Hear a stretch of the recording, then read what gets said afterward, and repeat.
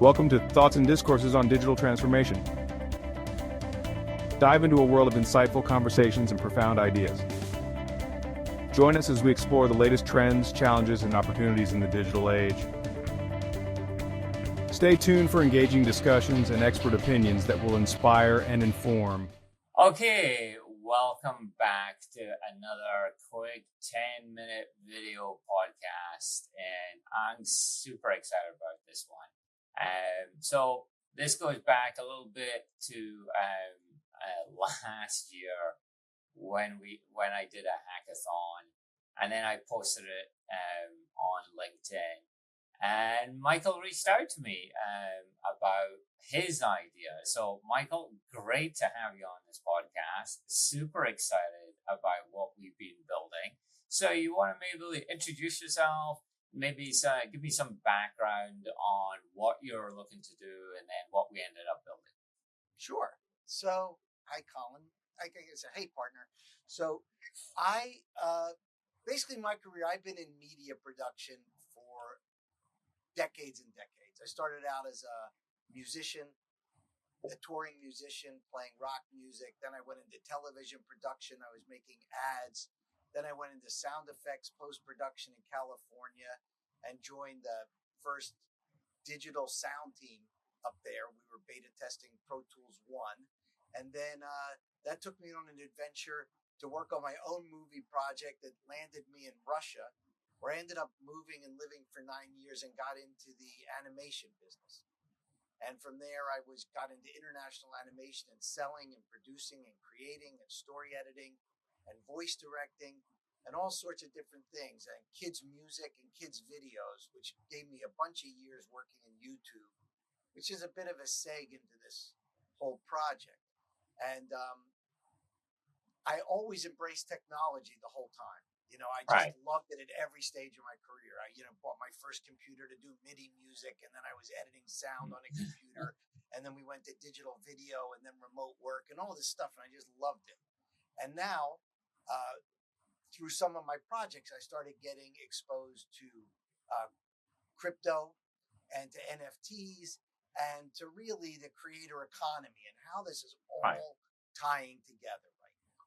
And so when I was doing stuff on YouTube, I still do, but the numbers in the kids space are not very good.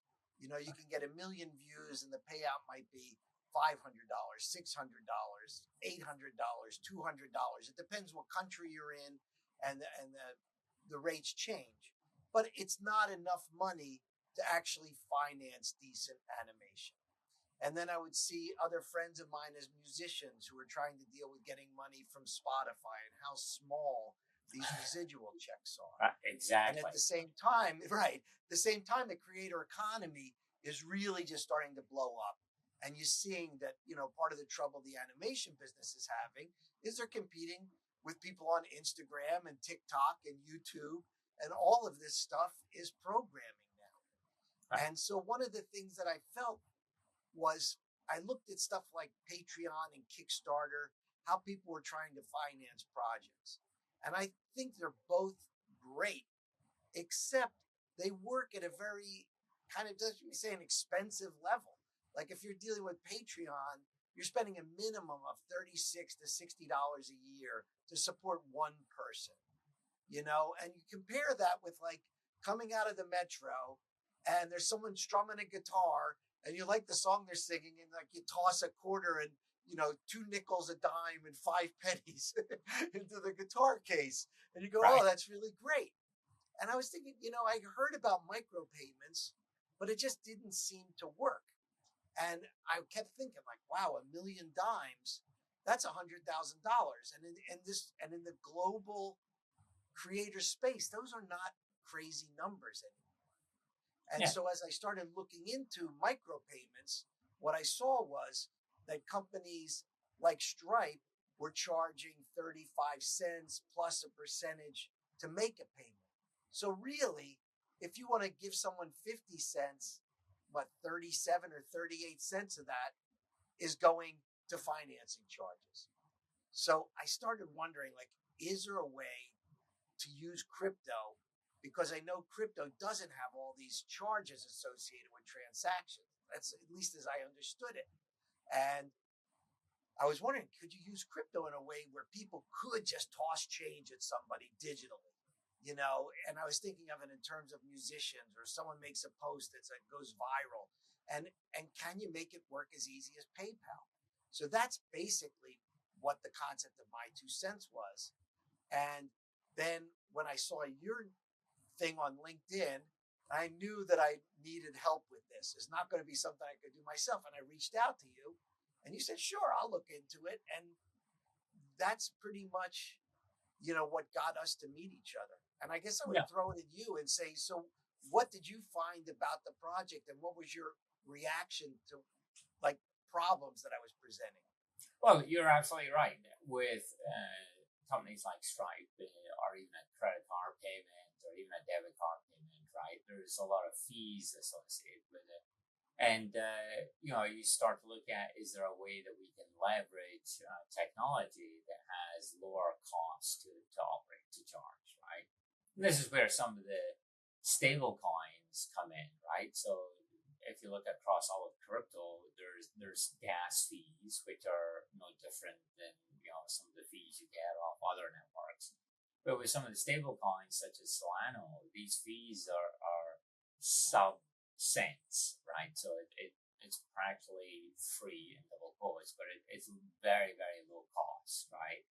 And so I think that's what we ended up discussing, is everyone needs to have a wallet that is behind the scenes. And you had a great point where a lot of people don't really understand the concept of wallet. They don't really understand the concept of crypto or stable coins. So what we've tried to do here is abstract it. So you load up a wallet using Stripe in this case, but then it's loaded up into a wallet. But when you send money or give money to somebody else, right, that's done over a stable coin and to another wallet. And then once that person gets to, say, $10, $100, whatever it is, they can then use Stripe to download it back into a bank account. And so that or just leave it in their wallet if they want to live in the crypto world, Right, exactly. Or they can, do donations back to other people that they prefer, right? Right. But within the My2Centz ecosystem now, it's, very, very low cost, to the point where we can actually make it free to actually send money back and forth, right? And so that's the beauty of this solution that we've done, is you can actually tip people very low amount, right? And I loved your concept of My2Centz, right? To me, it's just like you're passing a busker in the tube station. You're just, handing them even 25 cents, over that day, as people pass and give them 25 cents or whatever might be in their pocket, that starts to add up on a daily basis, right? And the same thing with digital creators, right? If we can create a virtual version of the buskers, then I think that's great. It's great to try and promote certain digital creators, ones that aren't as famous as some of the people on Patreon and things like that, right? If we can do it for the next layer until maybe they eventually become super, important and popular. I mean, regardless, it doesn't. To me, it's kind of almost beyond the point. Like, I just want to see that they have a support system that recognizes that in the global creator space, a lot of little bits add up to a lot. And I mean, I saw that as a person working deeply on YouTube, that the numbers can get very large for a lot of people. There are thousands of creators with 1 million followers, but Right. the monetization of that is not the easiest thing. Plus, I mean, while it's true that 2 cents, really, we're letting people can send whatever they want to send. You know what I mean? But I think we're trying to stress the idea that really you can finally, for the first time ever, send someone a nickel, and that's it. And we're telling the people when they load up their wallet, okay, we're asking you to pay 2%. So if you want to put $10 in, My2Centz gets 20 cents of that. It's so much less than any other credit transactional fees are anywhere. And that's kind of a beauty of the whole stablecoin thing, is that once it's between those wallets, you don't have the fees anymore. The fees are so minimal. And that really changes things. Like before, you would have to pay a fee every time you give a tip. And here we're saying, no, you pay one little fee to put money in your wallet, and then you have no more fees. Everything you send to somebody gets to them. And I think it is a kind of a game changing thing. It just hasn't been out there. Adoption is going to be difficult. There's just no doubt in my mind that it's, to try to get people to start behaving in this new way is not going to be easy. But I'm someone that never had Apple Pay before Apple Pay, and now I'm just pointing my phone at everything, and I'm an old fart and I'm doing that. So for kids, I don't even know if they know what cash is anymore. So Wow, a lot of them don't. I was in, I've been in Switzerland, I've been in Portugal, and I've been in the UK all in the last 6 weeks. And I think I've only needed cash, one time. And that was it, so it's just interesting how cash, you don't need to have cash these days. And a lot more places are taking, tokenization solutions like Apple Wallet or Samsung Wallet. I was at a conference recently, and they had like an after party, and I go to the bar to get a drink, and I don't have any money. And I feel bad because I couldn't tip the guy. And I look down, and I see he's got a Venmo QR code to give him tips. I'm like, wow, that's when things have changed. When the guy realized, if I don't have a QR code, I'm not getting tips.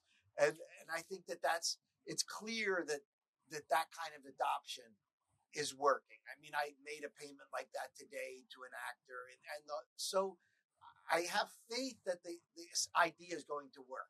How we get lucky in trying to get some influencers out there to grab a handle, and we're careful about things like making sure that they can verify their account, so people aren't just saying, I'm Taylor Swift, send me money. So that becomes an important part. The idea that security is fundamental, right? Even in the wallets, right? Although we create the wallets on behalf of people, we don't actually have access to the wallets, right? So again, security is very important for us because to try and avoid fraud, right? The Taylor Swift problem of people impersonating, famous people, or, suddenly wallets getting compromised, right? So again, security is a big aspect of this. It's interesting because when I first came to you with the idea, and I had been playing around with, I think it was Claude and ChatGPT, trying to formulate, does this work? Does this work? And they both thought my idea was incredible, which is always great. ChatGPT is my best friend. No, and then until you tell it, like, stop telling me this is good. And anyway, I had this idea of, like, maybe if you took, everybody gave tips and it went into a My2Centz wallet, then we could send that money to the creators once a week to save money. And I brought this idea to you, and you said, no, that is not a good idea. And why don't you explain, like, why you didn't like that? Well, we don't want to be involved in the actual money, right? One is there's always a risk of compromise. All of a sudden, we also have to do fraud, anti-money laundering, etc., etc.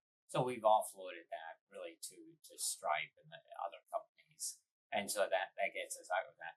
That, and there's a trust aspect, right? I don't want to have to handle anybody's money, right? It's all going to be on the blockchain, right? And the wallets are independent, right?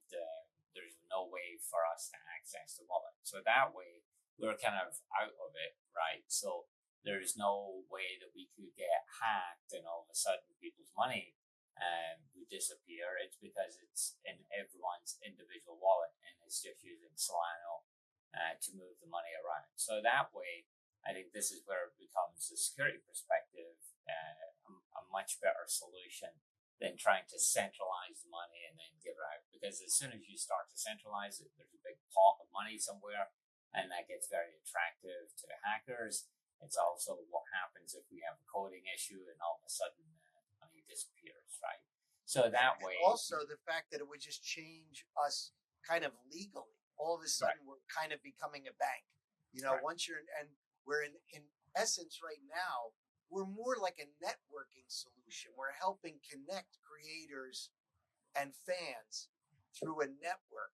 And I think that's going to definitely progress as the app matures. I mean, I know that you love the idea of trying to see kind of more creator discovery on the app itself. Because Well, we have to see, right? That's going to be the big thing. How do we get people to connect, right? This is a platform.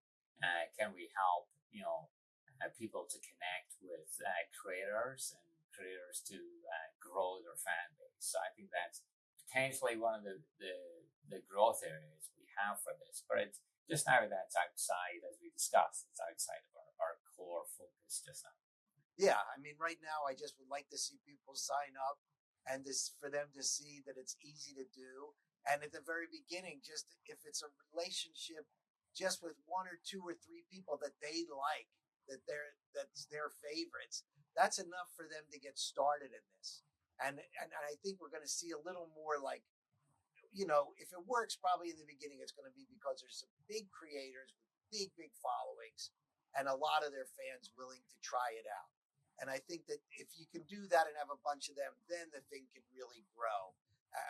And we'll try our best to see if we can make that happen. Okay.